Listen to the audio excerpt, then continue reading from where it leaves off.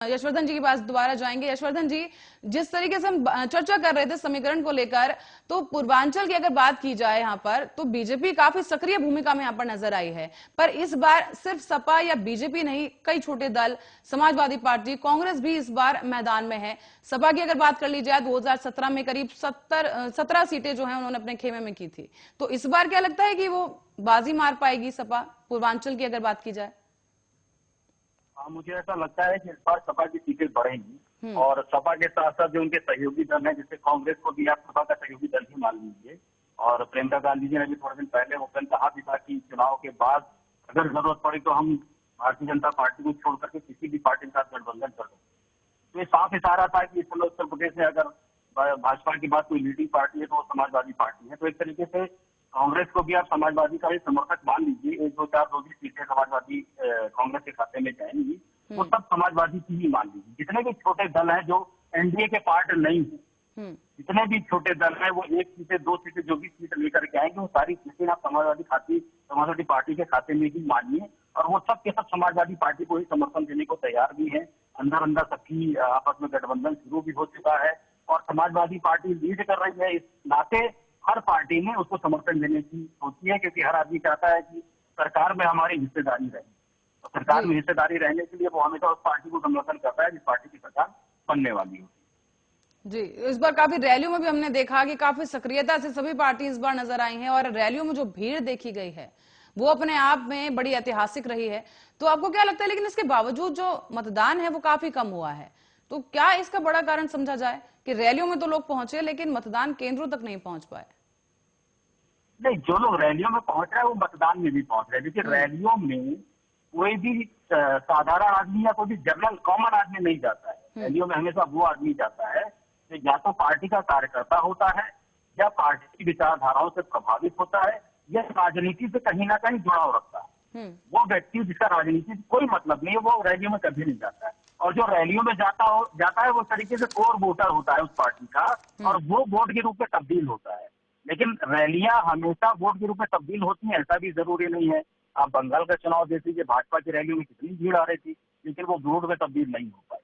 रैलियां बुलाई जाती हैं, रैलियां आती भी हैं और रैलियां बुलाई भी जाती है। और बुलाए जाने के बहुत सारे साधन होते हैं, बसें अरेंज करा के, खाना दिखा करके, पैसा दिखा करके, घूमने की जगह दिखा करके कि चलो लखनऊ घुमाना इसी बहाने। तो रैलियों में भीड़ का आना ये जरूरी नहीं है कि वो वोट में तब्दील हो जाएगा। लेकिन हाँ, जो ईमानदार वोटर, जो ईमानदार व्यक्ति है जो रैली में आता है, जो पार्टी से प्रभावित होकर के आता है, वो वोट में जरूर कन्वर्ट होता है। और ये जो वोट में कन्वर्जन नहीं हो रहा है, ये जो गैप हो रहा है, ये जो नॉन नॉन वोटर्स हैं, ये वो लोग हैं जो मिडिल क्लास के लोग हैं, जिनको सरकार किसी की बन जाए उसको कोई फर्क नहीं पड़ता है। वो टैक्सेस के बोझ के तले दबा हुआ है।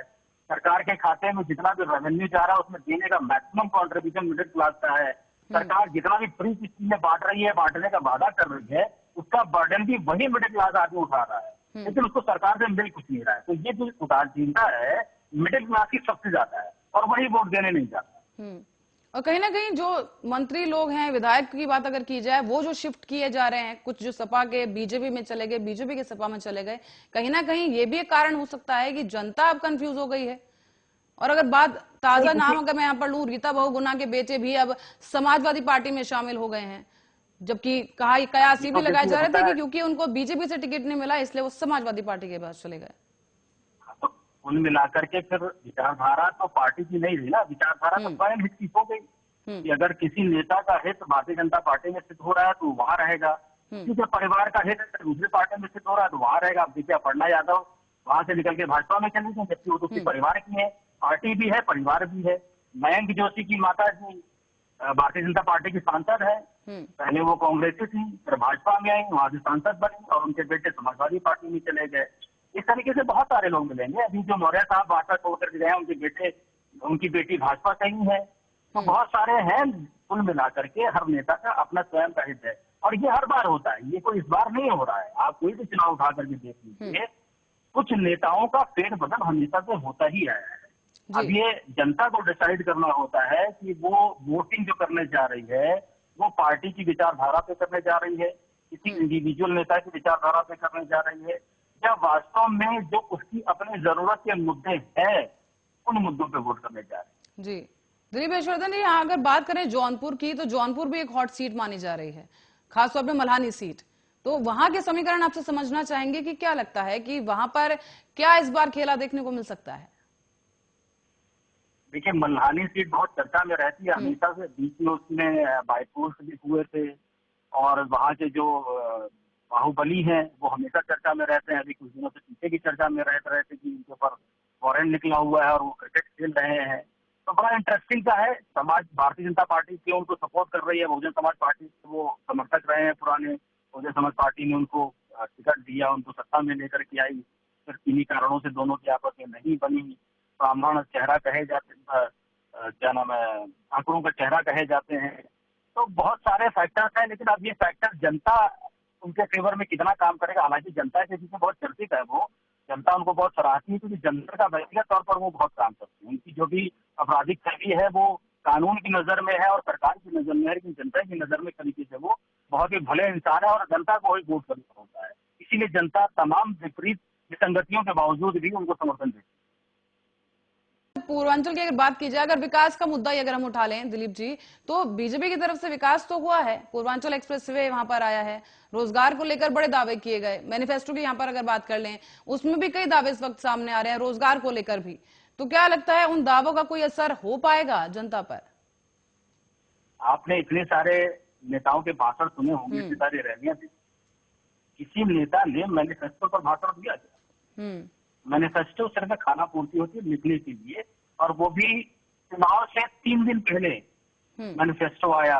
तो जनता कितना मैनिफेस्टो समझ पाएगी, कितना उस पर रिएक्ट कर पाएगी? मैनिफेस्टो सिर्फ एक इलेक्शन कमीशन का, इलेक्शन का एक प्रोसेस है, उस नाते लाया जाता है। आप किसी भी पार्टी को देख लीजिए, किसी ने मैनिफेस्टो पर बात नहीं की। और जो आपने डेवलपमेंट की बात कही कि पूर्वांचल एक्सप्रेस बन गया, तो अगर एक सड़क बन जाने से डेवलपमेंट हो जाता है, तो फिर तो भारत को बहुत ज्यादा डेवलप कर जाना चाहिए था कि भारत में बहुत सारे राष्ट्रीय राजमार्ग बन चुके हैं। सड़क बन जाने से या केवल इंफ्रास्ट्रक्चरल डेवलपमेंट होने से प्रदेश का विकास नहीं होता है। प्रदेश का विकास होता है जो सोर्स, रेवेन्यू के सोर्स बढ़ते हैं, और रेवेन्यू के सोर्सेस होते हैं इंडस्ट्रियलाइजेशन, बिजनेस का डेवलपमेंट, जिसको लेकर के उत्तर प्रदेश में किसी भी सरकार ने बहुत ज्यादा योगदान नहीं दिया है। कागजों में सबने किया है काम। भारतीय जनता पार्टी ने भी कई बार इन्वेस्टर समिट किया, एनआरआई समिट किया, बिजनेस समिट किया, लेकिन वो समिट कहाँ सिमट के रह गया, ये हमें एक्चुअल में तो नहीं दिखाई दिया। एक्चुअल में दिखाई देता तो आपको प्रदेश की जो वृद्धि है वो दिखाई देती, आर्थिक रूप से दिखाई देती। तो आपसे जौनपुर की सीट पे अगर यशवर्धन जी आपसे मैं बात करूं, तो वहां पे से बीजेपी की तरफ से यहाँ पर अगर बात की जाए, काफी दमखम दिखाया जा रहा है। धनंजय सिंह भी इस बार चुनावी मैदान में है, उनको लेकर आपको क्या कुछ लगता है? और इस बार की अगर बात की जाए, जो प्रत्याशियों की अगर मैं बात करूं, पूर्वांचल से करीब 217 प्रत्याशी ऐसे जो करोड़पति प्रत्याशी हैं, तो कहीं ना कहीं उनका दबदबा इस बार चुनाव में दिखने को मिलेगा। प्रत्याशी करोड़पति हो या रोडपति हो, इससे फर्क नहीं पड़ता है। जनता इस बात पर वोट नहीं, जनता को इस बात पर वोट नहीं देना चाहिए कि वो किस, उसका फाइनेंशियल स्टेटस क्या है।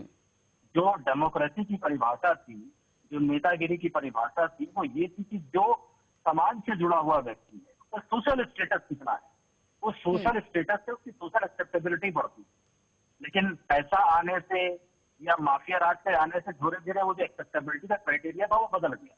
जो बाहुबल था उसकी एक्सेप्टेबिलिटी बढ़ गई, जो धनबल था उसका एक्सेप्टेबिलिटी बढ़ गई, क्योंकि उसने पैसा बांटना शुरू किया, गांव में गरीब लोगों को पैसा बांटना शुरू किया। पैसा बांटने से इस तरीके से प्रभाव हुआ, हाँ ये भैया जो है ये हमको बड़ी मदद करते हैं, कि भैया हम तो शादी में पैसा दे रहे हैं, हम बीमार थे, हमारे परिवार में बीमारी रहती, भैया हमका मदद कर रहा है। तो वो उसके लिए वही नेता हो जाता है जो उसकी मदद करता है। उसको फिर वैसे मतलब नहीं कि वो समाज के फेवर में काम कर रहा है, समाज के लिए काम कर रहा है। वो जो पैसा ला रहा है वो गुंडागर्दी से ला रहा है, अपहरण करके ला रहा है, लीगल बिजनेस से ला रहा है, इससे तो मतलब नहीं है। क्योंकि गांव का आदमी इतना सोचने की कैपेसिटी ही नहीं रखता है, उसकी जरूरतें सोच सीमित है और उसकी सोच उससे भी ज्यादा सीमित है।